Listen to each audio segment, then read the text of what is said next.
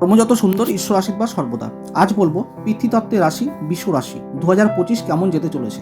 প্রথমেই বলবো 2025-এর জাতক জাতিকার শুরুটা খুব একটা সুবিধের নয় এবং বছর যত এগিয়ে যেতে থাকবে তত শুভফল লক্ষ্য করা যাবে।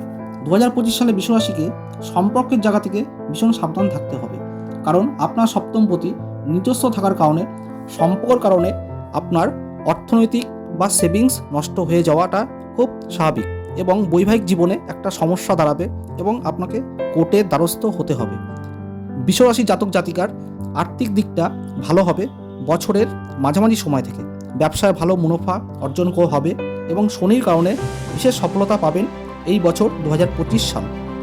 চাকরি ক্ষেত্রে বিশেষ সফলতা বা চাকরি চেঞ্জ করতে পারবেন বা প্রমোশনের যোগ থাকলেও বিদেশ ভ্রমণের যোগ দেখা যাচ্ছে এবং বিদেশে কানেকশনগুলি ব্যবসার ক্ষেত্রে বেশ লাভবানের যোগ দেখা যাচ্ছে।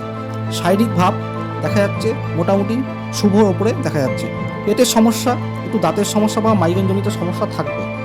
তার পাশাপাশি আপনাদের একটু বুঝে শুনে পথ চলতে হবে রাহুর কারণে।